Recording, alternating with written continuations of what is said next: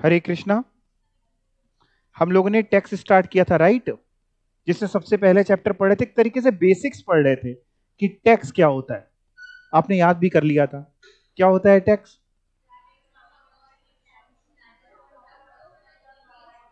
क्या बात है, बिल्कुल रट्टू मतलब रट क्या है, बिल्कुल है। Very good. Tax is a compulsory contribution from the person to the government without any proportional return.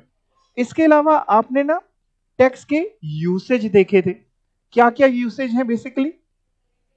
Education, pension system, health care, war, expenditure on war, law and order maintain करना, ट्रांसपोर्टेशन, बहुत सारे आपने देखे थे usage. उसके अलावा फिर हम लोग आगे पहुंचे थे और हम लोगों ने टैक्स की कैरेक्टरिस्टिक्स देखी थी। टैक्स क्या क्या होता है ये भी याद करके आए हो क्या? अच्छा, याद करके बताओ। कंपल्सरी, देख देख के बता रहे हो कि ऐसे? हाँ, चलो। Tax is A contribution. हाँ, चलो कोई नहीं, मैंने तुमने कोई। हाँ, वेरी गुड। ठीक है, वेरी गुड, सही है। तो टैक्स क्या है? कंपलसरी है, कंट्रीब्यूशन है, पब्लिक के बेनिफिट के लिए है। कोई डायरेक्ट बेनिफिट आपको नहीं मिलेगा, प्रोपोर्शनल रिटर्न नहीं है। हाँ, जाहिर सी बात है, आप अपनी इनकम से पे करेंगे और गवर्नमेंट के पास, जैसा इन्होंने कहा कि पावर है टैक्स लगाने की, तभी वो लगा रही है। नहीं पावर होती तो कैसे लगाती? ठीक है ना। उसके अलावा कैनन्स ऑफ टैक्सेशन पढ़े थे, जिसको हम लोग ने याद करने के लिए कैसे याद किया था? ई स्क्वायर सी स्क्वायर। और ई से दो कौन कौन से थे? ठीक है, इक्विटी एंड इकोनॉमी, और सर्टेनिटी और कन्वीनियंस। Very good. और आपको इसका मतलब भी समझ में आ गया था। और एक सही, एक अच्छा टैक्सेशन सिस्टम में बताओ कौन से कैनन होने चाहिए? चारों। A good taxation system should follow all these canon. यहां तक अपन ने पढ़ लिया था। आज अपन शुरुआत करने जा रहे हैं अगला हमारा इसी में ही जो टॉपिक है। देखिए, कई बार ना आपके सामने वर्ड आएगा इनकम टैक्स, है ना? अब तो यही पढ़ने वाले हैं। Goods and service tax. इसके अलावा आपके पास वर्ड आएगा कस्टम ड्यूटी। हम लोग ना कस्टम टैक्स नहीं बोलते, कस्टम ड्यूटी। या एक आपके पास वर्ड आएगा हेल्थ एंड एजुकेशन सेस। कई बार दिमाग में यह आता है कि इनकम टैक्स क्यों बोलते हैं, इनकम ड्यूटी क्यों नहीं बोलते? या गुड्स एंड सर्विस टैक्स क्यों बोलते हैं, गुड्स एंड सर्विस ड्यूटी क्यों नहीं बोलते? तो टैक्स और ड्यूटी में क्या अंतर है? या सर ने एक और नया वर्ड अभी बताया, शायद आपने नहीं सुना होगा, सेस, CESS। सेस क्यों बोलते हैं? क्या अंतर है टैक्स में, ड्यूटी में और सेस में? तो पहले एक मिनट मेरे को सुन लेना, फिर पढ़ेंगे। देखिए, टैक्स जो होता है ना, ये कंपलसरी होता है। आपने लास्ट टाइम पे बताया था, अगर कंपलसरी ना होता तो कोई पे नहीं करता, तो कंपलसरी आपको पेमेंट करना। ड्यूटी भी कंपलसरी है। ड्यूटी भी, भाई इंपोर्ट करेंगे तो इंपोर्ट ड्यूटी देनी है, एक्सपोर्ट करेंगे तो एक्सपोर्ट ड्यूटी। और जो सेस होता है, लेकिन वो सेस, उधर क्या देख रहे हो, मेरी तरफ देखो, भरोसा करो मेरे ऊपर। सेस भी कंपलसरी होता है। जरूरी थोड़ी ना कि तीनों में कोई डिफरेंस हो, तीनों है तो कंपलसरी। अब अंतर क्या है इसके अलावा? जो हमारा टैक्स और हमारा सेस होता है, जो हमारा टैक्स और हमारा सेस होता है, वो बेस्ड होता है बेसिकली रेवेन्यू पे। रेवेन्यू मतलब इनकम पे। इनकम कमाएंगे तो इनकम टैक्स और सेस वगैरह देना पड़ेगा। लेकिन जो ड्यूटी होती है, वो आम तौर पे रेवेन्यू पे बेस नहीं होती। मैं मतलब क्या, मतलब समझिए, मान लीजिए मैं बाहर गया और मैं बाहर से कुछ गुड्स लेके आ रहा हूं, इंपोर्ट कर रहा हूं, भले ही अपने पर्सनल यूज के लिए खरीद के ला रहा हूं, बेचने के लिए, व्यापार के लिए नहीं ला रहा हूं, तो भी इंपोर्ट ड्यूटी देनी पड़ेगी। आपको सिर्फ फायदा हो या ना हो, इनकम हो या ना हो, तो बेसिकली ड्यूटी जो है वो रेवेन्यू पे बेस्ड, रेवेन्यू मतलब इनकम पे बेस्ड या सेल पे बेस्ड नहीं होती है। लेकिन टैक्स और सेस, ये दोनों सेल पे या रेवेन्यू पे या इनकम पे बेस्ड होते हैं। गवर्नमेंट जब हमसे पैसा लेती है ना, चाहे वो टैक्स के नाम का, चाहे वो ड्यूटी के नाम का, चाहे वो सेस के नाम का, उस पैसे को पब्लिक के ऊपर खर्चा करती है। जहां पे भी उसको अच्छा लगे वहां खर्चा करती है। टैक्स का पैसा और ड्यूटी का पैसा गवर्नमेंट अपने हिसाब से एलोकेट कर सकती है। हम कहां एलोकेट कर रहे हैं, कितना एलोकेट कर रहे हैं, कितना हमने एजुकेशन में लगा दिया, कितना हेल्थ में लगा दिया, कितना हमने आर्मी के ऊपर, डिफेंस में खर्चा कर दिया, कहां क्या खर्चा कर रहे हैं, वो गवर्नमेंट फ्री। लेकिन सेस जो होता है ना, ये पर्टिकुलर नाम से लिया जाता है। बता के लेती है गवर्नमेंट कि हम इसलिए ले रहे हैं, इस चीज के डेवलपमेंट के लिए। जैसे आज की तारीख में मोटा मोटा इनकम टैक्स के ऊपर एक सेस देना होता है, हेल्थ एंड एजुकेशन सेस। जब हम आपको इनकम टैक्स निकालना सिखाएंगे ना, तब हम इनकम टैक्स में पढ़ाएंगे कि जब इनकम टैक्स निकलता है और भी जो सरचार्ज वगैरह निकलता है, उसके बाद हमें एक सेस देना होता है एक तरीके का टैक्स। गवर्नमेंट एक अलग से नाम से हमसे और ले रही है, नाम ही है हेल्थ एंड एजुकेशन सेस। तो आपको क्या समझ में आ रहा है, इसको काहे के लिए खर्चा करेगी जो भी पैसा आएगा? हेल्थ के डेवलपमेंट के लिए, एजुकेशन के लिए। या अगर नाम गवर्नमेंट ले रही है लेट्स से स्वच्छ भारत सेस, तो स्वच्छ भारत सेस को काहे पे खर्चा करेगी? स्वच्छ भारत के लिए, ठीक है ना। तो जिस भी नाम से सेस लिया जाता है, गवर्नमेंट वो पैसा उसी चीज के लिए यूटिलाइज करती है। फ्री नहीं है कि अपने हिसाब से कहीं भी यूटिलाइज कर ले। और एग्जाम्पल के तौर पे अगर कोई पूछे तो टैक्स का एग्जाम्पल मैंने आपको दो बताए, कौन सा? Income tax and goods and service tax. Duty का एग्जाम्पल कस्टम ड्यूटी, सेस में आप एक याद कर लें, कौन सा? Health and education cess. अब पढ़ के देखते हैं तो बेसिकली क्या डिफरेंस है। Do you know the difference between tax, duty and cess? देखते हैं जरा क्या है। तो कभी कोई पूछ बैठे तो थोड़ा हमें ज्ञान होना चाहिए इसका। टैक्स कंपलसरी पेमेंट है, ड्यूटी भी कंपलसरी पेमेंट है, सेस भी कंपलसरी पेमेंट है। हर जगह थोड़ा ना डिफरेंस है, तीनों ही कंपलसरी है। लेकिन बात करें अगर हम टैक्स की और सेस की, तो ये दोनों आम तौर पे बेस्ड होते हैं on revenue, generally based on revenue. आप जितनी इनकम, जितनी सेल कमाएंगे उसके हिसाब से आपको टैक्स देना है। बट ड्यूटी की बात करें तो ये रेवेन्यू पे बेस्ड नहीं होता। आप इंपोर्ट कर रहे हैं, आपको इंपोर्ट ड्यूटी देनी पड़ेगी, भले ही आप उसको किस पर्पस के लिए इंपोर्ट कर रहे हैं, इससे ज्यादा फर्क नहीं पड़ता। यहां तक बात समझ में आ गई? टैक्स में और ड्यूटी में गवर्नमेंट जो पैसा ले रही है वो अपने हिसाब से यूटिलाइज कर सकती है, टैक्स का पैसा और ड्यूटी का पैसा। क्या लिखा है? The government is free to utilise this amount as per its choice. अपने हिसाब से जहां उसको सही लग रहा है वहां खर्चा कर सकती है, रोड बनवा सकती है, इंफ्रास्ट्रक्चर जो भी कर रहे हैं। लेकिन सेस का पैसा जिस नाम से ले रही है, जिस चीज के लिए ले रही है, उसी के लिए यूज करेगी। Any amount collected by way of cess can be utilised by the government only for the purpose for which it is collected. Exam में आने के चांसेस बहुत रेयर है कि आपसे ये पूछेगा टैक्स, ड्यूटी और सेस का डिफरेंस।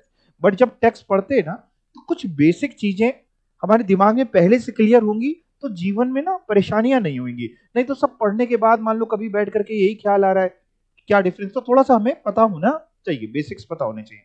इसके अलावा एग्जाम्पल में बात करें तो इनकम टैक्स है, गुड्स एंड सर्विस टैक्स है, जीएसटी है। यहां पे बात करें कस्टम ड्यूटी है, और यहां पे एग्जाम्पल है हेल्थ एंड एजुकेशन सेस। बात समझ में आ गई? जैसे सेस मान लो गवर्नमेंट ले रही इंफ्रास्ट्रक्चर सेस के नाम का, तो इंफ्रास्ट्रक्चर पे खर्चा करेगी, जिस नाम से ले रही है उस नाम पे वो खर्चा करेगी। अब आपने लास्ट टर्म पे बताया था कि दो तरीके के टैक्सेस होते हैं और दोनों टैक्सेस हमारे करिकुलम में है। कौन कौन से दो टैक्सेस होते हैं? एक डायरेक्ट टैक्स और एक इनडायरेक्ट टैक्स। डायरेक्ट टैक्स जिस व्यक्ति पे लगता है वो ही व्यक्ति उसको पे करता है, यानी उसका बर्डन आप किसी और पे शिफ्ट नहीं कर सकते। मतलब मान लीजिए, सपोज करिए मैंने जॉब करी, मेरी इनकम हुई मान लेते हैं 1 करोड़ जॉब से या बिजनेस से, कहीं से भी मान लो 1 करोड़ की इनकम हुई, हमने टैक्स निकाला, मान लो 10 लाख का टैक्स आया। हम ऐसे ही एग्जाम्पल बता रहे हैं, कुछ कैलकुलेट नहीं कर रहे हैं, ठीक है ना। 10 लाख का टैक्स आया, हमने 10 लाख का टैक्स पे कर दिया। तो कि ये 10 लाख रुपए क्या हम किसी से रिकवर कर लेंगे? मान लो मेरे घर में पड़ोस में शर्मा जी रहते हैं, दूसरे फ्लैट में वो रहते हैं, मैंने बेल बजाई, मैं शर्मा जी बाहर निकलिए 10 लाख रुपए दीजिए। नहीं, जाहिर सी बात है जिसने इनकम कमाई वो इनकम टैक्स पे कर रहा है, तो भैया आप उसको किसी और के ऊपर शिफ्ट नहीं कर सकते। बेसिकली हम लोग दो वर्ड यूज करते हैं, एक होता है इंपैक्ट, एक होता है इंसिडेंस। इंसिडेंस का मतलब ये होता है, इंसिडेंस का, कि जो व्यक्ति गवर्नमेंट के पास जमा करा रहा है, जमा कराने की जिम्मेदारी किसकी, वो होता है इंसिडेंस। और इंपैक्ट का मतलब होता है कि अल्टीमेट बर्डन किसके ऊपर है, अल्टीमेट बर्डन किसके ऊपर है। तो आप इनकम टैक्स की बात करें तो इंपैक्ट और इंसिडेंस दोनों सेम व्यक्ति पे है। अगर मैं जमा करा रहा हूं यानी इंसिडेंस मेरा है और बर्डन भी मेरा है, तो इंपैक्ट भी मेरा है। लेकिन जैसे इनडायरेक्ट टैक्स में बात करें, जैसे आमतौर पे आप जीएसटी का एग्जांपल बढ़िया सा ले सकते हैं। मैंने गुड्स बेचे, जब मैंने लेट से मैंने ये मोबाइल फोन बेचा, मैंने मोबाइल फोन बेचा 20,000 का, मान लेते हैं 5,000 का जीएसटी लगा, तो मैं जब बिल काटूंगा तब मैं क्या करूंगा, ध्यान समझना। मान लो मैं मोबाइल की शॉप है मेरी, तो मैं क्या करूंगा, मैं लिखूंगा वैल्यू ऑफ मोबाइल 20,000 और 5,000 का जीएसटी है, तो ऐड करूंगा जीएसटी। वैसे तो आपने बिल में अगर देखा हो ध्यान से तो एक लिखा होता है सीजीएसटी, कभी देखा है कोई बिल? एक बिल लिखा होता है SGST. CGST stand for central goods and service tax, SGST state goods and service tax की चर्चा जब हम लोग जीएसटी पढ़ेंगे बड़ी डिटेल में करेंगे क्या है क्या नहीं। तो मान लो 5,000 में 2,500 का सीजीएसटी है, 2,500 का एसजीएसटी, यानी 2,500 रुपए सेंट्रल गवर्नमेंट का है, 2,500 रुपए स्टेट गवर्नमेंट का है। टोटल बिल बन गया कितने रुपए का बताओ बेटा? 25,000। अब मैं क्या करूंगा, मैं जब आपको मोबाइल फोन बेचूंगा तो मैं आपसे 25,000 पूरे लूंगा, आपको मोबाइल फोन दे दूंगा, आप बढ़िया एंजॉय करिए, बढ़िया ऐप डाउनलोड करिए, गाने आने नाचिए ना, फोटो खींचिए। अब 25,000 मैंने जो आपसे लिए, ये पूरे 25,000 मेरे नहीं है, मैं अपनी जेब में पूरे 25,000 रख करके नहीं सो जाऊंगा। इस 25,000 में 20,000 तो मेरे हैं, 5,000 रुपए मैंने किसके नाम से लिए आपसे? टैक्स के नाम से। तो मेरी जिम्मेदारी है कि मैं within due date government के पास जो भी तरीका है जमा करा दूं, सीजीएसटी 2,500 का, एसजीएसटी 2,500 का, ये मेरी जिम्मेदारी है। आपकी जिम्मेदारी खत्म हो गई, आपने हमको पेमेंट किया, हमने बिल बनाया, आपको दे दिया, अब जिम्मेदारी किसकी बनती है आगे की? मेरी। तो अब जरा समझे इनडायरेक्ट टैक्स में क्या हुआ, इंसिडेंस तो मैंने बियर किया, इंसिडेंस मतलब जमा कराने की जिम्मेदारी तो मेरी, पर पता है अल्टीमेट बर्डन मेरे कंधों पे नहीं पड़ा, मेरी जेब से वास्तव में पैसा नहीं गया। आपको पता है क्यों? क्योंकि मैंने वो पैसा आपसे रिकवर कर लिया। आपने दिए ना 25,000, 20,000 फोन के, 5,000 जीएसटी के, यानी इंसिडेंस पड़ा मेरे ऊपर, इंपैक्ट पड़ा आपके ऊपर। तो इंपैक्ट पड़ता है, इंपैक्ट मतलब बर्डन, बर्डन पड़ता है अल्टीमेट कंज्यूमर के ऊपर, और इंसिडेंस जिस व्यक्ति ने माल बेचा उसको जमा कराना। तो इनडायरेक्ट टैक्स में इंसिडेंस और इंपैक्ट अलग अलग पर्संस पे पड़ते हैं, लेकिन डायरेक्ट टैक्स में incidence as well as impact same person पे पड़ते हैं। ये बात समझ में आई? डायरेक्ट टैक्स का बर्डन आप किसी और के ऊपर शिफ्ट नहीं कर सकते, can not be shift, but indirect tax में आप बर्डन किसी और के ऊपर शिफ्ट करते हैं। ठीक है ना जी? पढ़ के देखते हैं क्या लिखा हुआ है। Classification of taxes, there are two types of taxes, एक डायरेक्ट टैक्सेस, एक इनडायरेक्ट टैक्सेस। डायरेक्ट टैक्स का एग्जांपल हो सकता है इनकम टैक्स, इनडायरेक्ट टैक्स का एग्जांपल हो सकता है GST and custom duty. Custom duty भी इनडायरेक्ट टैक्स है। तो डायरेक्ट टैक्स क्या होता है sir? Direct taxes are those taxes whose impact as well as incidence fall on the same person। Sir ये इंसिडेंस और इंपैक्ट का मतलब क्या है? देखो इंसिडेंस का मतलब है कि जो व्यक्ति सरकार के पास टैक्स जमा करा रहा है, पे कर रहा है, incidence means the person who page the tax. But impact का मतलब कौन, क्या मतलब होता है कि कौन उसका बर्डन झेल रहा है। Impact means the person who finally bears the burden of tax. तो डायरेक्ट टैक्स में बताओ इंपैक्ट और इंसिडेंस किसके ऊपर पड़ता है? सेम पर्सन के ऊपर, जिस व्यक्ति के ऊपर इंपैक्ट है उसी के ऊपर इंसिडेंस है। Therefore direct taxes are levied and paid on income of a person. ये किस पे लगते हैं सर? इनकम पे, जो आप इनकम कमाओगे उस पे डायरेक्ट टैक्स यानी इनकम टैक्स देना पड़ेगा। And it's burden can not be shift. Example income tax हो सकता है, कॉर्पोरेशन टैक्स, कॉर्पोरेशन टैक्स मतलब जो कंपनीज के ऊपर इनकम टैक्स लग रहा है उसको बोल रहे हैं, तो इनकम टैक्स भी अगर हम बोल लेंगे तो दोनों कवर हो जाते हैं। इनडायरेक्ट टैक्स क्या होता है? Indirect taxes are those taxes, बताओ, जिसका इंपैक्ट और इंसिडेंस बताओ सेम पर्सन पे पड़ता है कि डिफरेंट पर्सन पे? डिफरेंट पर्सन पे, fall on different person. These are the taxes जो किस पे लग रहे हैं? इनकम पे तो लग नहीं रहे, किस पे लग रहे हैं? गुड्स पे या services. They are paid by the retailer but ultimately recovered from the consumer। पे कर रहा है कौन? रिटेलर, लेकिन रिटेलर किससे ले रहा है? कंज्यूमर से। देखिए एक समय था, मैं आपको चलूं बहुत पीछे, पहले ना सर्विसेज पे कोई टैक्स नहीं लगता था, सर्विसेज का सेगमेंट इतना बड़ा था ही नहीं, गुड्स पे लगा करता, जब जीएसटी भी नहीं था और पैसे चले जाएं तब सर्विसेज पे नहीं लगता था। लेकिन सर्विसेज पे सबसे पहले टैक्स जो है, मनमोहन सिंह जब फाइनेंस मिनिस्टर थे, मनमोहन सिंह का नाम सुना है? एज अ प्राइम मिनिस्टर सुना होगा, उससे पहले 1994 की बात कर रहा हूं मैं, आपका भी जन्म नहीं हुआ था, मेरा भी जन्म, मैं भी अभी 3-4-10 साल हुए पैदा हुए।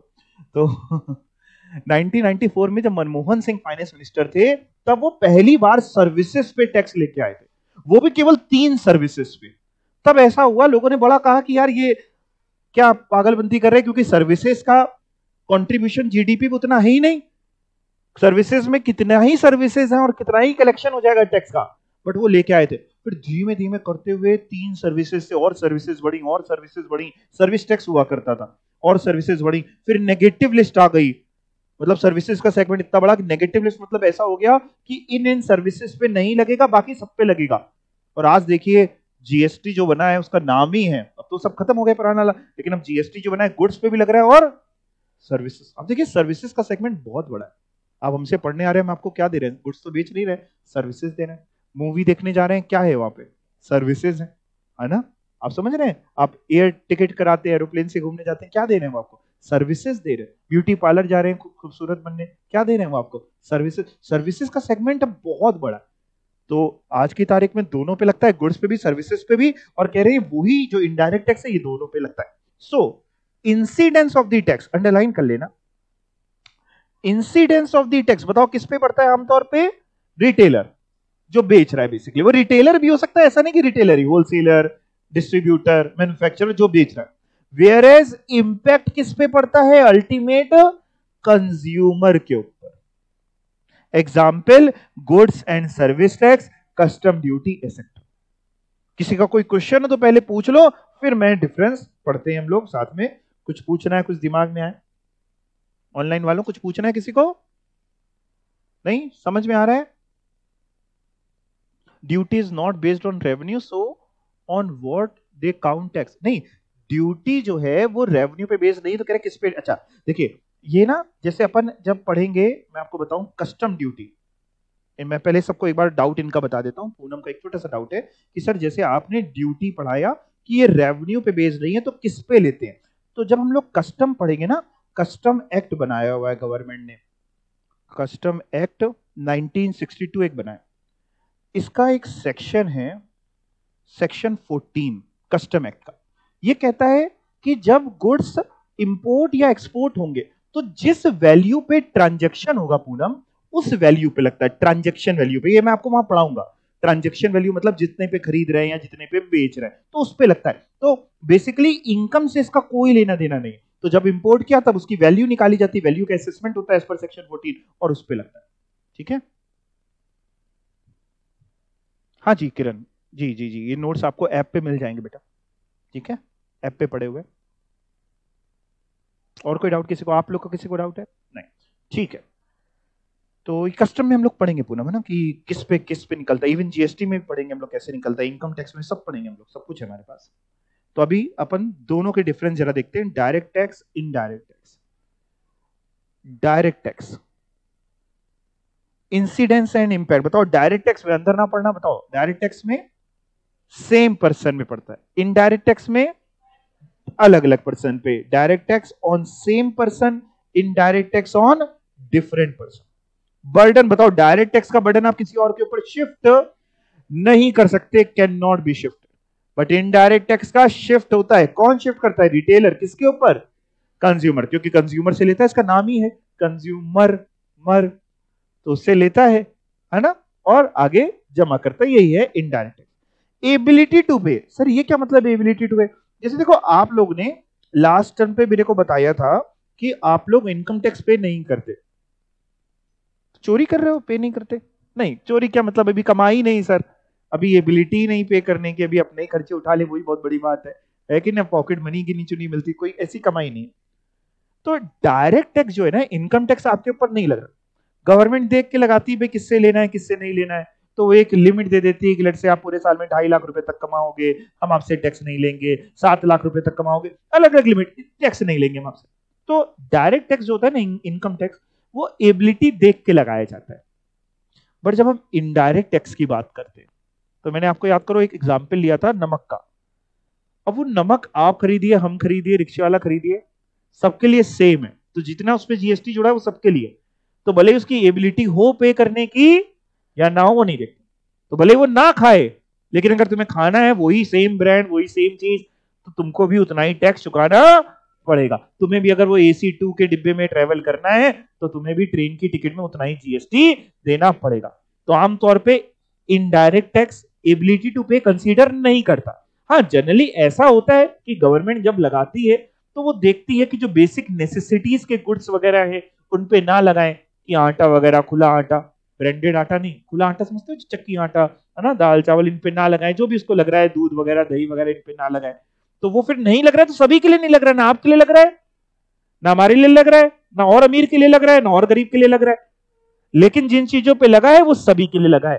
तो ऐसा इनडायरेक्ट टैक्स में एबिलिटी टू पे कंसीडर नहीं होता है, डायरेक्ट टैक्स में एबिलिटी टू पे कंसीडर होता है। आपको बात समझ में आ गई? पक्का? तो डायरेक्ट टैक्स में क्या लिखा है? Ability to pay is consider as it is based on income, but normally ability to pay is not consider. इसके अलावा टैक्स इवेजन, आपने वर्ड कभी सुना है? इवेजन, इवेजन सुना है आपने वर्ड? टैक्स की चोरी सुना होगा आपने, चोरी सुना है, टैक्स की लोग चोरी करते हैं, चोरी का भी मतलब है इवेजन। अच्छा सुना, कितने लोग ने सुना था ये वर्ड टैक्स इवेजन? ठीक है, देखो अपने देश में आज भी टैक्स इवेजन बहुत होता है। इवेजन मींस आपने पैसा कमाया और आपने उस पे सही तरीके से इनकम टैक्स पे नहीं किया, आप उसको छुपा ले गए। आपने कमाया 5 करोड़, दिखाया 5 लाख, तब उसको छुपा ले गए। तो यह है टैक्स इवेजन, टैक्स की चोरी। गवर्नमेंट इसको रोकने के लिए अलग अलग मेजर्स लेती रही है, लेती रह रही है। अब देखिए ज्यादातर लोग ना ऑनलाइन ट्रांजेक्शन्स कर रहे हैं। कोविड के बाद से आप देखें तो ऑनलाइन पेमेंट्स का चलन बहुत बढ़ा है, जो अच्छा है। टैक्स इवेजन में बहुत हद तक आपको रोक लगाएगा, क्योंकि जब ऑनलाइन पेमेंट आएगा तो आपको तो दिखाना ही पड़ेगा ना बैंक में पेमेंट आया है। तो खैर, तब भी अगर हम बात करें, इनकम टैक्स में जो टैक्स इवेजन है वो ज्यादा होता है, पॉसिबिलिटी ज्यादा है। क्यों? क्योंकि देखो आप एक ही इंसान इन्वॉल्व है, आपने पैसा कमाया और आपने अपना धीमे से मैनिपुलेट कर लिया और छुपा ले गए अपनी इनकम को। इनडायरेक्ट टैक्स में बात करें तो इवेजन उसमें भी होता है, ऐसा नहीं कि इनडायरेक्ट टैक्स में इवेजन नहीं होता, लेकिन जनरली थोड़ा कम मुश्किल है। मतलब थोड़ा उल्टा हो, कम मुश्किल का उल्टा, हाँ, इतना आसान नहीं है, मतलब ये मतलब। क्योंकि देखो इनडायरेक्ट टैक्स में क्या है ना, कि केवल एक व्यक्ति इन्वॉल्व नहीं है, एक पूरी चेन इन्वॉल्व है। कि लेट से मैन्युफैक्चरर ने गुड्स बनाया, आप समझना मेरी बात को, मैन्युफैक्चरर ने गुड्स बनाए, गुड्स बेचे मैन्युफैक्चरर ने लेट से होलसेलर को जीएसटी लगा करके, होलसेलर ने आगे बेचा बिल डिस्ट्रीब्यूटर को, जीएसटी का बिल काटा, डिस्ट्रीब्यूटर ने रिटेलर को बेचा, जीएसटी बिल काटा, रिटेलर आपको बेच रहा है, जीएसटी बिल काट रहा है। अब चोरी इसलिए मुश्किल है थोड़ी सी कि एक इंसान बेईमान हो जाएगा, पूरे थोड़ी ना बेईमान हो जाएंगे, पूरे बेईमान होंगे नहीं। अगर चोरी करनी तो सबको बेईमान होना पड़ेगा कि मैन्युफैक्चरर से लेके आखिरी तक बिल ही नहीं कटा। तो मैं ये नहीं कह रहा हूं कि जीएसटी में चोरी नहीं होती, चोरी आज भी लोग करते हैं, बट बहुत हद तक थोड़ा सा कम हुआ है, ठीक है ना, चोरी कम हुई है। तो डायरेक्ट टैक्स में टैक्स इवेजन पॉसिबल ज्यादा है, लेकिन इनडायरेक्ट टैक्स में नॉर्मली पॉसिबल नहीं है। आप बात समझ गए हैं? ठीक है, ये लिखा है डायरेक्ट टैक्स में tax evasion possible, indirect tax में नॉर्मली नॉट पॉसिबल। तो डायरेक्ट टैक्स में मैं ये समझा रहा हूं जिसे पॉसिबल है, तो मैं ये कह रहा हूं कि करना चाहिए, ये नहीं कह रहा हूं। तो टैक्स में अपने को नहीं करना चाहिए। और एक और बात बहुत जरूरी, अपने को अगर अच्छे से टैक्स समझनी है तो मैं हर बैच में सबको ये समझाता हूं, आप भी समझ लीजिए। जब भी आप टैक्स पढ़ते हैं, चाहे वो डायरेक्ट टैक्स पढ़िए चाहे वो इनडायरेक्ट टैक्स पढ़िए, तो इस भावना के साथ पढ़िए, भावना मतलब भावनाएं, वो भावना नहीं, हाँ। तो मान लीजिए इस भावना के साथ पढ़िए कि हर व्यक्ति जो है ना वो बड़ा ऑनेस्ट, बहुत ईमानदार। जब भी आप टैक्स पढ़िए तो अपने दिमाग में एक बात हमेशा फीड करके रखिए कि इस दुनिया में हर इंसान ईमानदार है, यानी टैक्स पेयर भी ईमानदार है। टैक्स पेयर कौन हुआ? जो टैक्स पे करता है, वेरी गुड, हम लोग। और डिपार्टमेंट ऑफिसर्स वो भी ईमानदार है। जब आप पढ़ते हैं ना तो आपको ये समझना पड़ेगा, अगर ये नहीं आएगा ना तो फिर उल जुलूल दिमाग आपको परेशान करेगा। आपको परेशान करेगा मालूम कैसे? कि सर जैसे मान लीजिए हमने पैसा कमाया, हम दिखाए नहीं, तो हमने माल बेचा, हम दिखाए नहीं, तो हम बताए नहीं, तो ये उलझुल ना वो जाने नहीं देगा प्रोविजन अंदर। तो जब भी आप पढ़ें तो क्या मान के पढ़ना है आपको? हाँ, हम सब ईमानदार हैं। तो इससे ना बहुत सारी चीजें जो आपका दिमाग आपको परेशान करने वाला है टैक्स पढ़ते दौरान, वो बहुत हद तक कम हो जाएगा। जैसे फॉर एग्जांपल हम इनकम टैक्स में आपको पढ़ाएंगे कि अगर आप रेंट पे प्रॉपर्टी देते हैं तो आपको जो भी इनकम आ रही है उस पर टैक्स देना है, कैसे निकलना है, वो सब पढ़ाएंगे आपको। अब दिमाग में आया सर हमने किराए पे उठाने बताया ही नहीं, तो हमने घर पे उठा रहे बताते ही नहीं, तो वो फिर दिमाग में फिर समझ नहीं पाएगा उसको। तो पढ़ते समय हमें पूरी ईमानदारी से समझना है कि सब ईमानदार है इस दुनिया में, बिल्कुल सब पवित्र है। हाँ, इंप्लीमेंट करते समय भी कोशिश यही करिए। ठीक है, क्लियर हो गया। तो टैक्स में, डायरेक्ट टैक्स में, इनडायरेक्ट टैक्स में क्या डिफरेंस है हमारे दिमाग में चला गया है। उसके अलावा अब जो अगली चीज इसमें छोटी सी आती है वो ये आती है कि हमारे इंडिया में टैक्स स्ट्रक्चर कैसा है।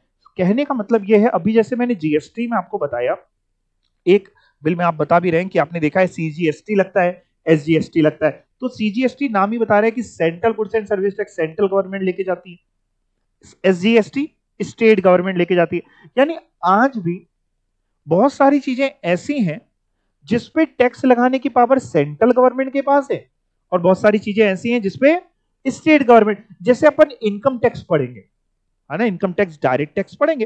अब जब मैं आपको इनकम टैक्स पढ़ाऊंगा तो इनकम टैक्स जो लगाती है ये सेंट्रल गवर्नमेंट लगाती है। कौन गवर्नमेंट लगाती है?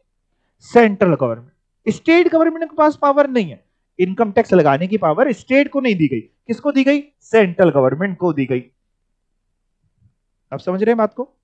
इसके अलावा जैसे, अच्छा, अपने इंडिया में आपने सुना होगा एग्रीकल्चरल इनकम जो होती है वो एग्जेम्प्ट होती है, टैक्स नहीं लगता। अगर आप, है ना, अगर आप टैक्स से बचना चाहें इंडिया में, तो एक अच्छा ऑप्शन आपके पास ये है कि आप ये सब छोड़ छाड़ के बढ़िया खेती बाड़ी में दिमाग लगाइए, है ना, खूब मेहनत करिए। किसान बड़ी मेहनत करता है धूप में और बारिश में, और कितने महीनों इंतजार करता है, उसके बाद कई कई बार फसल खराब हो जाती है, बारिश ज्यादा हो गई या बारिश हुई नहीं, है ना, बहुत। तो एग्रीकल्चरल इनकम पे आपको बताया कि टैक्स नहीं लगता है। अच्छा, इसका कारण कोई बच्चा बताएगा? एग्रीकल्चरल इनकम पे जैसे क्यों नहीं टैक्स लगता है? कोई भी दिमाग में एक आधा कोई कारण करो। इनकम टैक्स एग्रीकल्चरल इनकम पे, किसानों पे, खेती बाड़ी करके जो कमाते हैं। हाँ, आप बताओ। ठीक है, बिल्कुल सही, उनकी इनकम जो है वो फिक्स नहीं है। और आगे भी आप कुछ बोलना चाह रहे थे? बिल्कुल सही, उनकी इनकम नेचर पे डिपेंडेंट है कि इंद्रदेव कितने मेहरबान होंगे, कम मेहरबान है तो भी दिक्कत, ओवर मेहरबान हो गए तो भी दिक्कत है। वेरी गुड, ठीक है। और कोई भी दिमाग में है?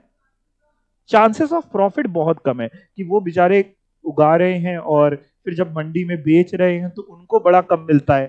फिर बीच में जो दलाल होते हैं ना, वो दलाल बेसिकली महंगा करके आगे बेचते हैं। हम लोग तक तो महंगा पहुंच रहा है, लेकिन उस पर किसानों को कई बार न्यूज भी आती है कि पूरा का पूरा टमाटर का ट्रक फेंक दिया, क्या करें, 1 रुपए 2 रुपए मिल रहा है मान लो, तो हमको तो कुछ बच ही नहीं रहा है। तो बिल्कुल सही है, इनकम के चांसेस लो हो सकते हैं। और कोई बताना? हाँ,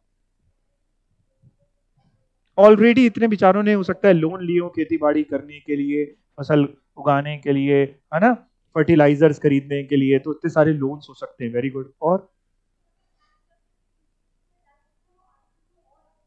बिल्कुल कह रहे हैं, जैसे अगर मान लो उनके ऊपर टैक्स लगाया हमने, तो वो होता क्या है, जिन चीजों के ऊपर टैक्स लगता है वो आगे चल करके और एक्सपेंसिव होते जाएंगे, यानी कंज्यूमर को और महंगा मिलेगा। तो ये बेसिक नेसेसिटी की चीज है, दाल चावल वगैरह, इन पे लगा देंगे इनकम टैक्स तो और महंगा हो जाएगा। ठीक है, और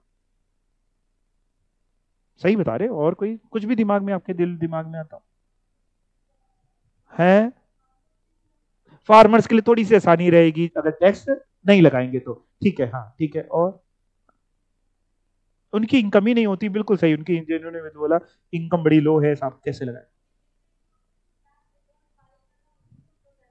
हाँ, ये भी एक बहुत बड़ी बात है, कह रहे साहब वो इतने पढ़े लिखे नहीं होते, कुछ होंगे पढ़े लिखे लेकिन मैक्सिमम कह रहे ज्यादा इतने पढ़े लिखे नहीं होंगे, इतने टेक्नो सेवी नहीं होंगे कि अपना इनकम टैक्स रिटर्न वगैरह खुद फाइल कर ले, तो किसी प्रोफेशनल को हायर करना पड़ेगा, है ना, तो बेचारों का और खर्चा बैठ जाएगा। ठीक है ना जी। चलिए, वेरी गुड, सही बताया आपने। आपने जितना भी बताया, और इधर भी कुछ बता रहे हैं।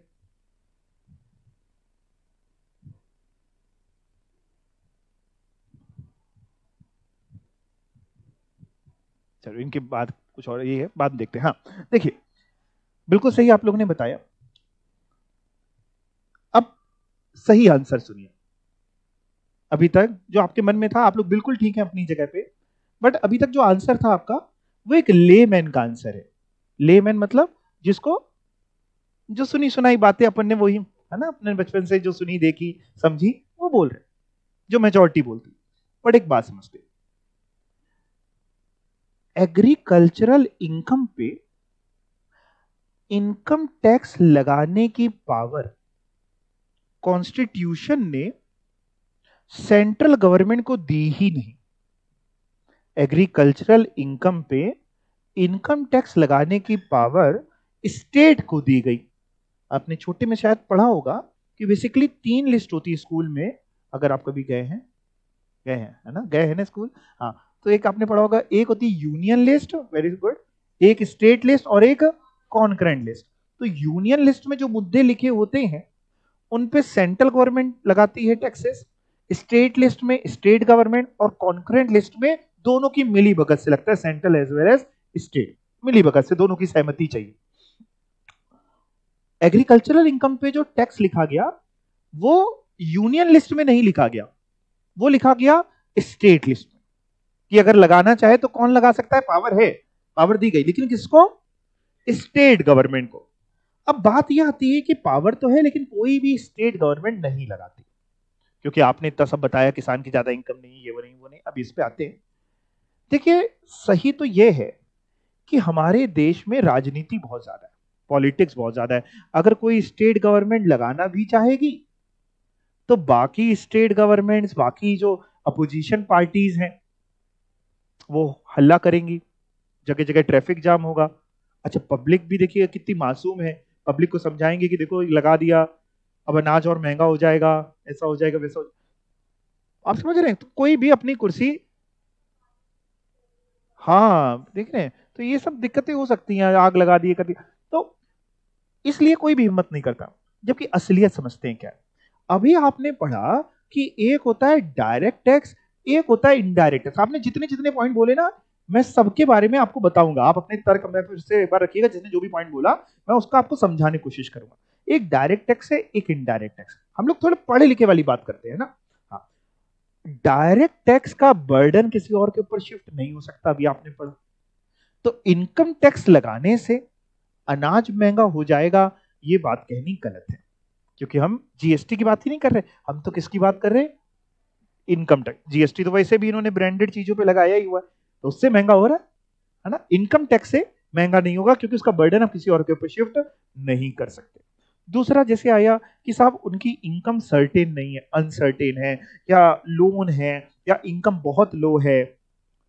हम कब कहते हैं कि आप सारे किसानों पे लगा दो, मैक्सिमम किसान गरीब है, बेचारा परेशान है, लेकिन कुछ तो ऐसे होंगे जिनकी इनकम काफी हाई होगी, तो आप एक लिमिट के ऊपर भी लगा सकते हो कि ठीक है, वो किसान जिसने पूरे साल में इतने रुपए कमाए हम उससे नहीं लेंगे, इससे ज्यादा अगर कमाए, इनकम, इनकम मतलब कितने का माल बेचा वो नहीं, जितने का बिका माइनस आपका जो भी खर्चा आया था बोने में और जो भी, वो माइनस करके, तो आप एक लिमिट लगा सकते हो। जैसे हम लोगों के लिए लिमिट है ना, 2.5 लाख से ऊपर इनकम कमाते तो इनकम टैक्स, उनके लिए ज्यादा रख दो, 5 लाख रख दो, 10 लाख रख दो, हम कहते 1 करोड़ रख दो, कि अगर पूरे साल में किसान ने 1 करोड़ या उससे कम कमाया हम इनकम टैक्स नहीं लेंगे, 1 करोड़ से ज्यादा कमाया तो हम इनकम टैक्स ले लेंगे। तब तो गरीब वाला पॉइंट हट गया ना, कि अभी भी गरीब मानेंगे। कुछ कुछ किसान ऐसे हैं, कुछ कुछ, मैक्सिमम नहीं, कुछ कुछ थोड़े, जिनका बहुत पैसा है, फॉर्च्यूनर से चलते हैं। आपको मैं बताऊं, ये रियल घटना, कानपुर में बता रहा हूं। ऑडी के शोरूम में एक बार एक व्यक्ति पहुंचे, है ना, और ऑडी देखने के लिए, थोड़ा सा वैसे ही जो उनका कुर्ता पहने थे और नीचे लुंगी पहने थे, इस तरीके से नहीं। तो जो शोरूम वाला था उसने कहा, भैया आप गलत जगह आ गए, 50 लाख 40-50 लाख से तो स्टार्टिंग है। कहते हाँ दिखाओ दिखाओ, कह रहे क्या करेंगे, कहते तुम्हें क्या मतलब, गोबर रख के बेचे। उस बंदे ने खरीदी, मतलब देखने में आपको लग रहा था कि यार कपड़े अच्छे नहीं पहने, थोड़ा सा फटा जूता पहने, तो देखने में नहीं, हम लोग तुरंत एक अपने माइंड में बना लेते हैं कि इसके पास तो नहीं होगा पैसा, है ना। जैसे कोई टिप टॉप टाई लगा के बैठा हो, इसके पास पैसा हो सकता है उसके पास बेचारे टाई भी उधार की लेके आए हो। तो अगर एक लेवल के ऊपर लगाए तो उसमें क्या बुराई, उसमें फिर किसान थोड़ी ना मरेगा। एक हम नहीं कह रहे कि सब पे लगा दो, बट राजनीति नहीं लगाने देती, असलियत ये है। आप समझे मेरी बात को। तो आपके जो भी तर्क थे बिल्कुल सही है। अगर लेमैन की तरह कभी बात करनी तो यही बताना, ये सब मत बताना बैठ के, नहीं वो आपको पागल करेगा।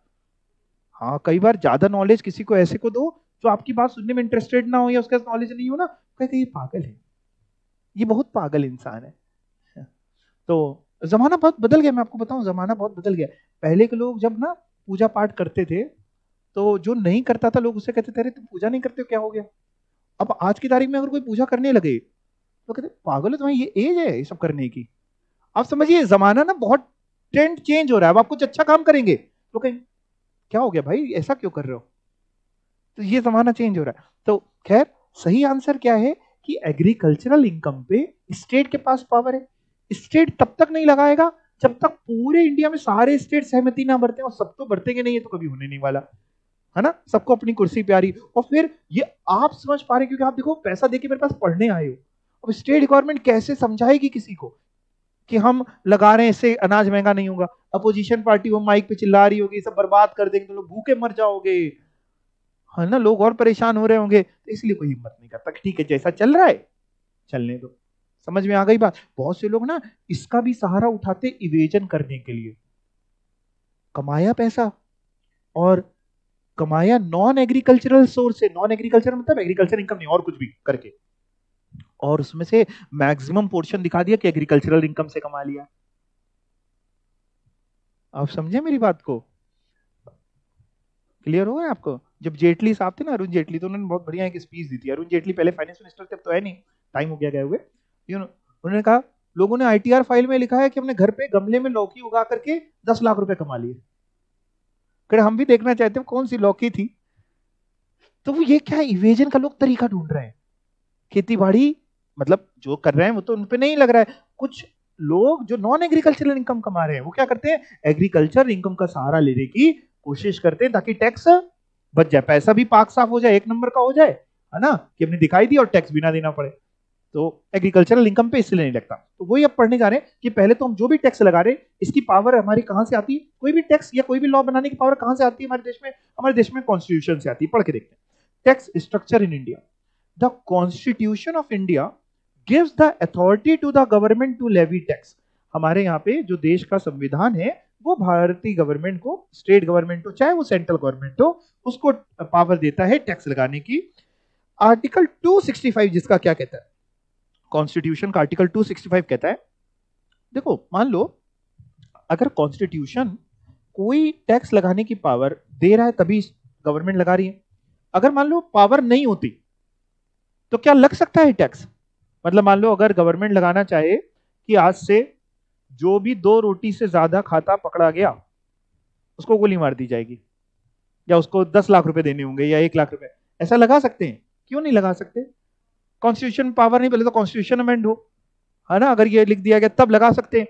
तो कोई भी टैक्स तब तक नहीं लग सकता जब तक अथॉरिटी ना हो। आर्टिकल 265 यही कहता है कि no tax shall be levied और कलेक्टेड, तब तक नहीं लगा सकते जब तक except by authority of law. तो कॉन्स्टिट्यूशन से पावर चाहिए, फिर एक एक्ट बनाइए, लॉ बनाइए, तब आप लगा सकते। अगर ये ना होता तो मैं क्या करता, मैं आपको थोड़ी ना पढ़ाता, मैं गली के बाहर मैं भी बैठ जाता। जो भी यहां से निकल रहा है हम कहते लाओ 5 रुपए लाओ, 5 रुपए लाओ, हमारी गली से निकलोगे 5 रुपए लाओ लाओ। तो क्या हम ऐसा ले सकते हैं लीगल तौर पे, नहीं ले सकते, क्योंकि हमारे पास कोई अथॉरिटी नहीं है लॉ बनाने की। तो कोई भी टैक्स या कोई भी चीज नहीं लगाई जा सकती जब तक लॉ की अथॉरिटी ना हो। तो कॉन्स्टिट्यूशन से पावर मिलती है, फिर लॉ बनाते हैं, एक्ट बनाते हैं, तब वो लगाते हैं। तो ये लाइन अगर आपके दिमाग में हो जाए तो बहुत बढ़िया रहेगा। आर्टिकल 265 ऑफ द कॉन्स्टिट्यूशन क्या कहता है, no tax shall be levied और collected except by the authority of law. इसके अलावा आर्टिकल 246 जो है ये कहता है कि जो हमारे यहाँ टैक्स लगाने की पावर है ये डिस्ट्रीब्यूट करी हुई है। किसमें किसमें, the power to levy tax has been distributed between parliament of India and state legislature. यानी कुछ taxes parliament of India that is central government वगैरह लगाती है, कुछ स्टेट गवर्नमेंट। तो मोटा मोटा मैंने आपकी जानकारी के लिए लिख दिया कि जैसे डिस्ट्रीब्यूशन ऑफ पावर, वैसे तो 3 लिस्ट होती है, मैंने 2 ही कवर करी कि आपके मतलब की रहे, ठीक है ना। टैक्सेस जो लेवी करती है पार्लियामेंट ऑफ इंडिया यानी यूनियन लिस्ट, यानी यूनियन लिस्ट में जो मुद्दे प्रिस्क्राइब्ड है इन पे लगाती है सेंट्रल गवर्नमेंट। और स्टेट गवर्नमेंट किस पे लगाती है, स्टेट लिस्ट जिसपे मुद्दे हैं। टैक्सेस ऑन, देखते सेंट्रल गवर्नमेंट किस पे लगाती है, टैक्सेस ऑन इनकम, जिसको आप इनकम टैक्स के नाम से बोलते हैं। तो इनकम टैक्स लगाने की पावर सेंट्रल गवर्नमेंट के पास है, लेकिन ब्रैकेट में क्या लिखा है, अदर देन एग्रीकल्चरल इनकम। कई बार ऐसा पास्ट में देखा गया है कि जब भी कोई भी फाइनेंस मिनिस्टर बजट दे करके स्पीच दे के निकलता है तो बहुत बार ऐसे पहले देखा जाता था कि मीडिया वाले क्वेश्चन करा करते थे कि sir why don't you tax agricultural income, तो आमतौर पे ज्यादातर फाइनेंस मिनिस्टर का एक आंसर होता था because we don't have a power to do so. हमारे पास पावर नहीं, पावर किसके पास है? स्टेट के पास है, या तो कॉन्स्टिट्यूशन अमेंड जो होने नहीं वाला, ठीक है ना। तो जैसा चल रहा है वैसा चल रहा है। तो स्टेट गवर्नमेंट के पास पावर है एग्रीकल्चरल इनकम पे इनकम टैक्स लगाने के लिए, लेकिन लगाती नहीं है, ठीक है ना जी। कस्टम ड्यूटी सेंट्रल गवर्नमेंट के पास पावर है। कॉर्पोरेशन टैक्स वही इनकम टैक्स कंपनीज पे। Excise duty on alcoholic liquor, excise duty word सुना है कभी? सुना है? जैसे गुड्स के मैन्युफैक्चरिंग पे ना, गुड्स जब मैन्युफैक्चर होते हैं ना तो पहले लगती थी एक्साइज ड्यूटी, ये भी एक इनडायरेक्ट टैक्स हुआ करता था, नाम होता था एक्साइज ड्यूटी। फिर आ गया जीएसटी, तो अब वो नहीं लगती। लेकिन आज भी कुछ चीजें ऐसी हैं जिन पे जीएसटी नहीं लगता, वही पुराना टैक्स लगता है आज भी। हाँ, वैट भी लगता है और एक्साइज ड्यूटी भी लगती है, तो एल्कोहलिक लिकर उनमें से एक है। तो बाकी जब जीएसटी पढ़ेंगे तब मैं आपको समझाऊंगा कि कौन कौन चीजें ऐसी हैं जिन पे आज भी जीएसटी नहीं लगता, और कारण भी बताऊंगा कि कैसा क्यों किया गया, क्या इनके दिमाग में रहा या क्यों करना पड़ा ऐसा। तो एल्कोहलिक लिकर आप समझ गए ना, दारू मदिरा, ठीक है ना, उस पे एक्साइज ड्यूटी लगती है। किसके पास पावर है, कौन लगाता है? स्टेट गवर्नमेंट लगाती है। उसके अलावा ऑक्ट्रॉय या एंट्री टैक्स, ये क्या होता है? एंट्री टैक्स का मतलब, ऑक्ट्रॉय और एंट्री टैक्स एक ही चीज होती है। इसका मतलब ये होता है कि अगर एक स्टेट से दूसरे स्टेट में माल जा रहा होता है तो कुछ स्टेट क्या करते हैं, अपने यहां माल जब आता है तो अपने यहां कुछ एंट्री टैक्स के नाम का लेते हैं। स्टेट का मुद्दा है तो कुछ लेते हैं, कुछ नहीं लेते। एंट्री टैक्स समझ गए कि हमारे स्टेट में अगर गुड्स आएंगे तो हमें इतना पैसा चाहिए, हमें इतना टैक्स चाहिए। जैसे आप टोल टैक्स समझ ले रहे हैं, ठीक है, चलेगा, उतना समझने के लिए चलेगा। तो ये एक बेसिकली एक आपके पास ना ये पूरी एग्जॉस्टिव लिस्ट नहीं है, देखो इंक्लूसिव लिस्ट है, एसेक्ट्रा लगा हुआ है, तो बस आपकी जानकारी में ये रहेगा तो बढ़िया रहेगा। यहां तक आप समझ गए? कोई डाउट किसी के दिमाग में? नहीं?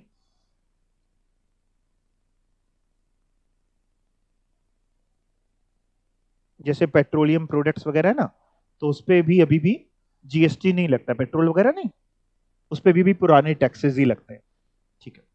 अब बात करते हैं साहब, हमारे यहां पे जो भी इनकम टैक्स लग रहा है, इनकम टैक्स के लिए एक्ट बना होगा, वो कौन सा बना है? या इनकम टैक्स एक्ट 1961 बना हुआ है, अब उसमें तो सब कुछ लिख दिया गया।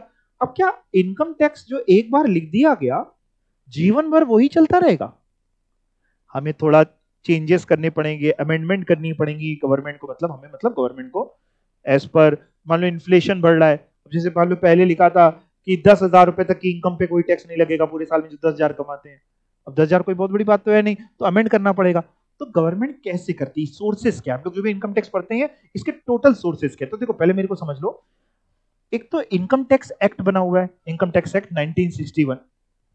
उसके अलावा गवर्नमेंट को अगर कोई अमेंडमेंट करनी होती है तो आपने सुना है कि हर साल बजट आता है, हर साल गवर्नमेंट क्या करती है, बजट लाती है, और उसी समय उसमें फाइनेंस बिल प्रेजेंट करती है। फाइनेंस बिल का मतलब कि उसमें बताती है गवर्नमेंट कि हम क्या क्या चेंजेस डायरेक्ट टैक्स में, इनकम टैक्स में या इनडायरेक्ट टैक्स में करने के लिए प्रपोज कर रहे हैं। तो हो सकता है टैक्स का रेट बढ़ा दे, कम कर दे, जो भी उसको लग रहा है, वो होता है फाइनेंस बिल। क्या होता है? जब वो प्रेजेंट होता है तब कहलाता है फाइनेंस बिल। उसके बाद क्या होता है कि वो बोथ हाउसेस ऑफ पार्लियामेंट से पास होता है, बोथ हाउसेस ऑफ पार्लियामेंट, ठीक, लोकसभा राज्यसभा, वहां से पास होता है और प्रेसिडेंट ऑफ इंडिया की एसेंट मिलती है। एसेंट मतलब अप्रूवल। तो जब दोनों हाउसेस ऑफ पार्लियामेंट से पास हो जाता है और प्रेसिडेंट ऑफ इंडिया एसेंट दे देते हैं, एज सच, या तो एज सच मतलब कि जैसा प्रेजेंट हुआ था वैसा ही फाइनेंस बिल, या मान लो कुछ मॉडिफिकेशन सबने कहा कि नहीं ये नहीं, ये होना चाहिए करके जब हो जाता है तब वो बन जाता है फाइनेंस एक्ट, उसके प्रोविजन से लागू हो जाते हैं। तो जब वो प्रेजेंट होता है, मैंने आपको एक और ज्ञान दिया, तब वो क्या कहलाता है, फाइनेंस बिल, और फिर हो जाता है फाइनेंस एक्ट। तो हमारा इनकम टैक्स हो या कोई भी हो, इसके सोर्सेस क्या क्या है? एक तो इनकम टैक्स एक्ट 1961, एक है फाइनेंस एक्ट या फाइनेंस बिल बोल लीजिए, बाद में एक्ट बन गया। उसके अलावा गवर्नमेंट क्या करती है, टाइम टू टाइम पे, मेरी तरफ देखते रहिएगा प्लीज, फिर पढ़ेंगे ना ये, टाइम टू टाइम पे सर्कुलर्स इशू करती रहती है। सर्कुलर वर्ड कभी सुना है? इनकम टैक्स में नहीं, कहीं और पर्टिकुलर ये वर्ड कभी सुना?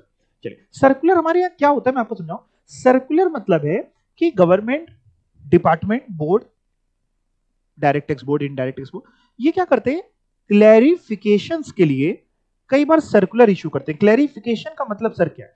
क्लैरिफिकेशन का मतलब ये है कि मान लो अगर किसी चीज में कोई लॉ पढ़ के समझ में उतना क्लियर नहीं है कि इसका मतलब क्या लिखा है, तो बोर्ड के पास ये पावर है कि बोर्ड सर्कुलर इशू कर सकता है कि सर इसका मतलब ये था। जैसे मैं आपको समझाऊं, मान लीजिए एक इंसान ने एक मशीन बनाई, बहुत बढ़िया एग्जांपल है इसका। एक मशीन बनाई और मशीन है प्रिंटर कम फोटोकॉपियर मशीन। मशीन एक ही है जिसमें प्रिंटर का भी काम हो जाएगा, प्रिंट आउट भी निकल आएगा और फोटोकॉपी आजकल आती है मार्केट में, प्रिंटर कम फोटोकॉपियर मशीन। उस पर जीएसटी लगना था। और मान लेते हैं, थोड़ी देर के लिए एज्यूम कर लेते हैं, जब जीएसटी में रेट देखा गया कि इस पे कितना लगेगा, अलग अलग चीजों पे अलग अलग है ना, जीएसटी पे किसी पे 5% है, किसी पे 12%, किसी पे 18%, किसी पे 28%। जब जीएसटी में रेट देखा गया तो जब ढूंढा गया तो एक जगह लिखा हुआ था प्रिंटर, लेट्स से मान लेते हैं प्रिंटर 5%, एज्यूम किया, ऐसा नहीं है एक्चुअल रेटिंग, और एक जगह लिखा हुआ था जेरोक्स मशीन, उस पर लिखा हुआ था 18%। लेकिन उसने तो एक ही मशीन बनाई थी जिसमें दोनों है, और मान लो पूरा जब देखा गया तो कहीं नहीं लिखा था कि प्रिंटर कम फोटोकॉपियर मशीन पे कितना है। अब एम्बिग्यूटी हुई ना, कंफ्यूजन हुई कि क्या करें, किस पे करें। अब जो एसएससी है, एसएससी मतलब टैक्स पेयर है ना, जिसने वो मशीन बनाई है, वो कह रहा है साहब ज्यादातर लोग इसको प्रिंटर की तरह यूज करते हैं, तो 5% वाले में क्लासिफाई कर दो, 5% लगेगा। डिपार्टमेंट कह रहा है नहीं भैया, बहुत सारे परचून की दुकान वाले रखे रहते, फोटोकॉपी करके पैसा कमाते हैं, हम फोटोकॉपी की तरह क्लासिफाई करेंगे। विवाद है, विवाद है ये, सुनो।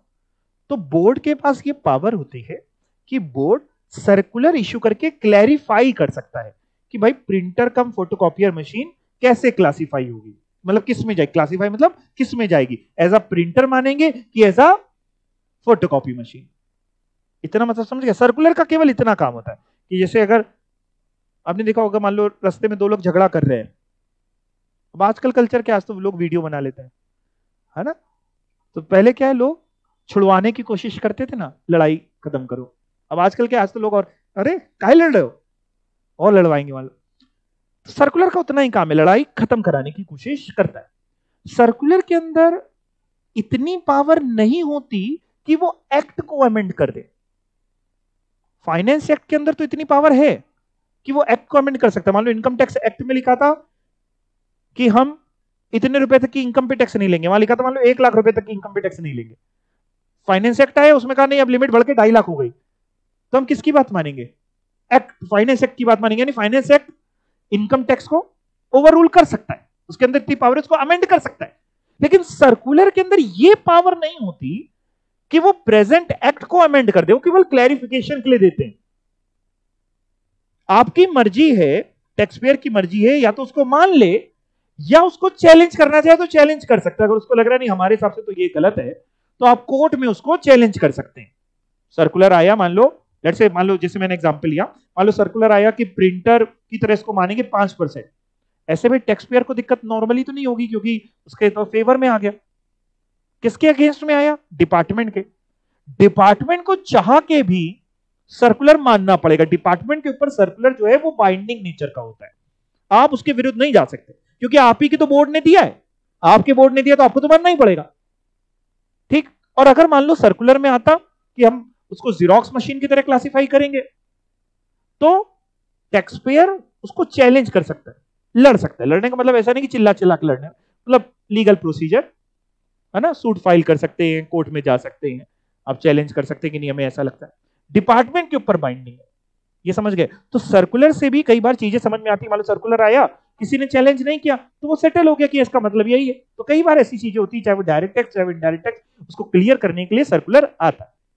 इसके अलावा हमारे देश में कभी भी किसी के साथ गलत होता है तो इंसान क्या कहता है? I will see you in the court. लाखों डिसीजंस पेंडिंग है, बहुत सारे आए भी हैं।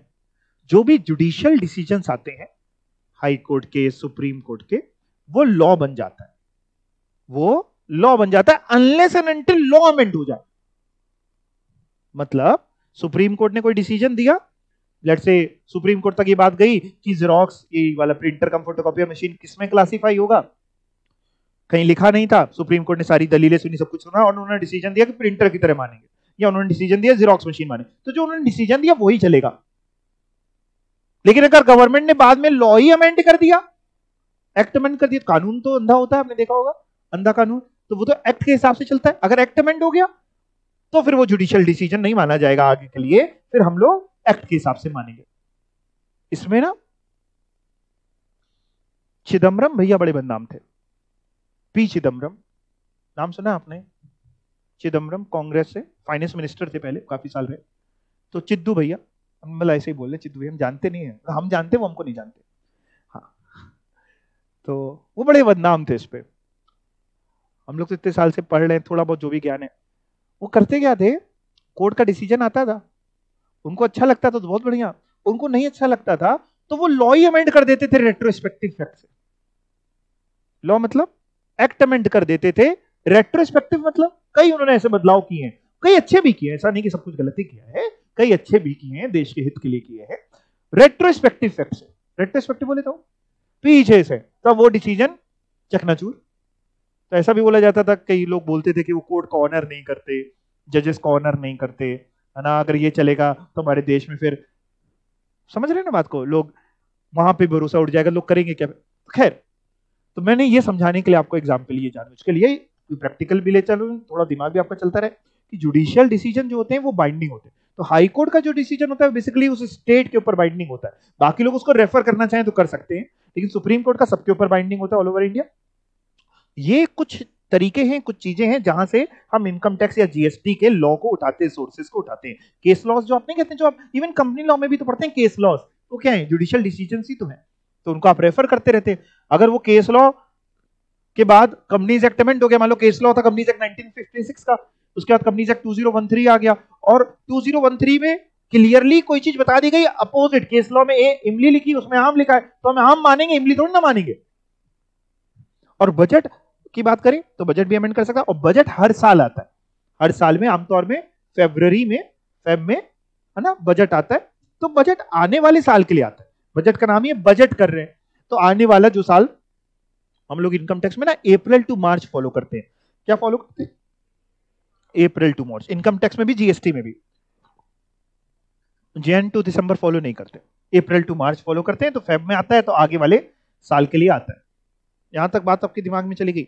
जिस साल इलेक्शन ईयर होता है सभी, तो उस साल जब गवर्नमेंट बन जाती है उसके बाद फाइनल बजट आता है, जून जुलाई के महीने में, नहीं तो हर साल फेब वगैरह में आता है। ठीक है, ओके, चलिए देखते हैं sources of income tax law कहां कहां से सर आ सकता है।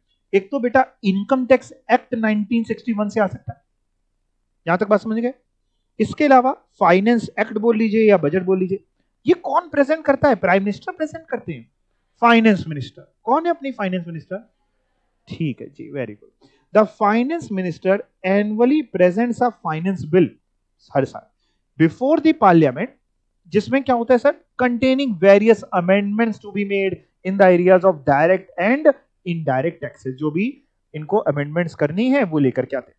When the finance bill is approved by both houses of parliament, दोनों हाउसेस से अप्रूवल मिल जाती है, and it gets consent of the president. कौन से प्रेसिडेंट की बात हो रही? President of India. तो फिर वो क्या बन जाता है? It becomes finance act. जब फाइनेंस बिल दोनों जगह से अप्रूव हो जाता है, प्रेसिडेंट की असेंट मिल जाती है, फाइनेंस एक्ट बन जाता है।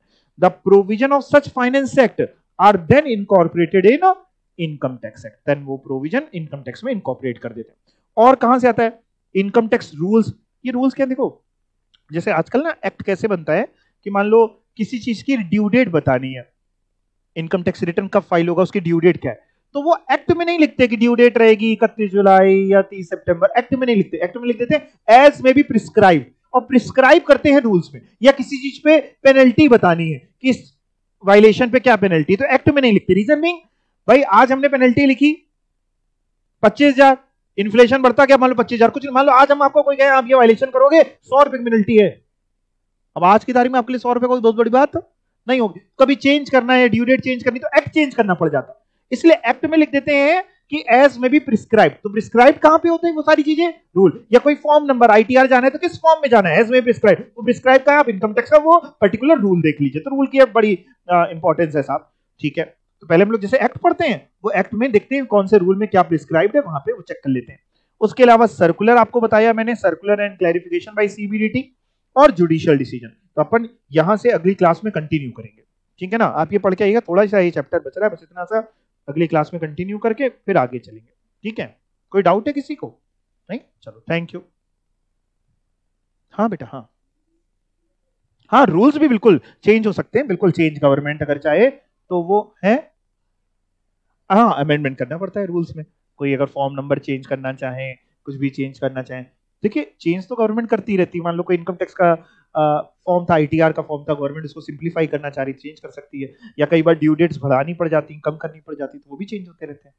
कोविड आया, मान लो आईटीआर नहीं फाइल हो पा रहा है, ड्यू डेट तक बढ़ा दी, कहीं बाढ़ आ गया, कुछ ऐसा हो गया, कुछ भी इस तरीके से, ठीक है, चेंज होता है। और कोई डाउट किसी का?